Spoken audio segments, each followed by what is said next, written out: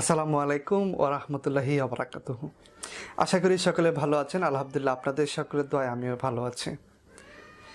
আজকে আপনাদের সামনে যে তথ্যটি নিয়ে উপস্থিত হয়েছি সেটি হচ্ছে ভারতে ভ্রমণ ভিসা পেয়েছেন। ভ্রমণ ভিসা পেয়ে ভারতে গিয়েছেন। এখন আপনি চাচ্ছেন একটি চিকিৎসা সেবা নেবেন। সেক্ষেত্রে এই ভ্রমণ বিষয়ে আপনি চিকিৎসা সেবা পাবেন কিনা এই বিষয়টি অনেকেই জানার চেষ্টা করেছেন। আজকে আপনাদের সামনে এই বিষয়টি নিয়ে আলোচনা করব।